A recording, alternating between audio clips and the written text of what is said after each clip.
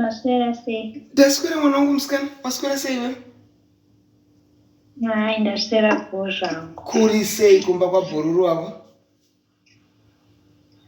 Kuri right. Uri kumbozorora, chakakosha kuzorora. Chakakosha kumborowa nemhepo. Kumborowa mwana wasiya mwana waenda naye iri marai. Mudiki. Mwana mucheche. Ndinaye. Wafamba naye aguti musazofare muchikanganwa vanaka. Unotanga waona kuti mwana zvinhu zvese zviri right. Ndinofara ndechibereko ndakati ndachiita sei? Aiwa mwana unoziya vanhu vanondiziya. Ndinozikanwa semunhu kuti handizi. Vanhu vanondiziya vanoti Tatilisha zaagonogarisana nevanhu. Nenyaya yekungoti vanhu havandinzwisise, ini ndikataura chinuka, tikawirirana chinhu, ndo ndachiitwe. Ndakati chibereko ngachiita sei? Because chinozoitika ndechekuti handizodi kuti ndirwe dzimwe wondo. Uri kuona kamukomana kako kanobata zvikwambo kakadhevhaka.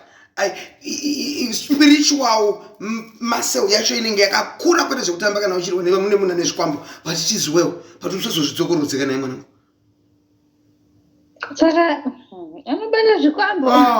Akatouraya munhu mukomana wako, yasonga usingazivi. Ine ropa maoko. And ane history yekuti maybe pane vamwe vasikana vakambopfuura vaingobva nhumbu kana kuti vana vaingofa. Ane history iyoyo ndakazviona hangu pagirasi pangu. Pane zvandakaona zvinenge like that kuti ane maoko ane ropa revana vacheche so nge 3 or 4. Yowe. Saka manje ada kuti fidha zvikombo zvake chichi anenge achida kutiitira manje. Akomana anochoka kurarama. It's normal in a society where people want to be, everyone wants to be mbinga, but panapa apaitwe izvozvo zvapo. Panapa we will put the dog in order. One thing chandisina kunzwisisa sezvo nda spiritual mother vako, where are your parents? Baba namai vako vakakuzvara? Baba vakashayika last year. Baba vako vakashayika last year. Kumusha kuende kupi kwedu? Kunonzi kuZezani kuBedbridge. Saka mutupo wako chi? Moyo. Moyo. Ko mutupo wamai vako waira chi? Nanzi Siziva. Masiziva imvura. Masiziva ndanamvura. All right. Okay. That's nice. Kwa mai vako vari kupi? Nangu vakashayika kudhara ndovakatanga kushayika. Saka urinherera nawe. Pane munhu akomenda kuTikTok. Zvikanzi ndoi mambokadzi. Ko vabereki vake mwana uyu vari kupi? Ndakati mugona kana kumbobvunza.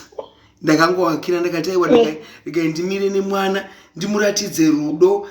But zvinhu zvakakosha tichida kuziva kuti hauna vabereki. Saka kune brother nesister. Akuchemiko baby. Wakamupa zita rekutani? Si mchukulu wagogo molo. Wakamupa zita rekutani? Rayfield. Kore chishona? Kore chishona hanari chikaranga here? Hana. Mupere kuti teacher. From now on akunzi teacher. Teacher Kunda. Teacher Kunda. Teacher. Yona ndamupaini teacher. Teacher Kunda. Saka ukanzi wachita ama teacher ndenjireva iwe. Ama teacher Kunda. Alright. Aiwa nguva nekufamba kwenguva. Unotozoseka ka after 3-4 years watopa neimwe stage kuti ivedwe ndakatombogeda ndo zvinoita upenyu mwanangu. Aiwa ndaichida kunzwa ipapa pekuti hauna vabereki. Kune masiblings vari kupi masiblings? Are you in a good relationship kana kuti? Masiblings vangu variko kumusha kwedu kuBridge. Ndosaka ndichirudzi chaunotaura chiya ndo chekuBedbridge. kuBedbridge munotaura Itsonga here? Chivenda. Venda ana macheroni abudi. Undi macheroni. So that's nice. Venda ndo yana ningika ina makadzi anditi.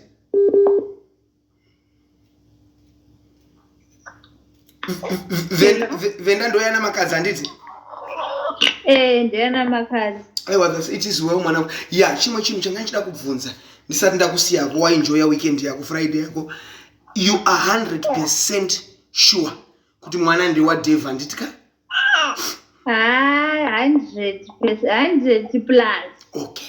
Because takuchipinda mu right now takupinda mu uroyi. Wakumbira vanhu regerero ezvino takuchitanga kusota munhu. Good. Iwe vanogara kupi kumba kwaonde kupi vana rei? Kwa wakatizira waigara kupi? Banket. Banket kuchinoi ndokumba kwawo? Kuchinoi. Ku banket vari mu area ipi ku banket? Ndandizivi chinonzi Makwidiba yani kungoda area. Makwidiba good. Saka varoyi vese ko nchataura nevanhu social media. Vantuti varoyi vese kwa Makwidiba. Area banket ichinoi handiti? Tapinda kuchinoi. Saka don't worry. We will start there. Then wakazona mtupo wa mwene wako? Aiwa ndino. Todila nawo. Pa social media pane vanhu vanenge vachivaziya. Hazvinetse izvi ndinozikanwa nenyika yese. Pa social media pane vanhu vanenge vachitovaziya papa.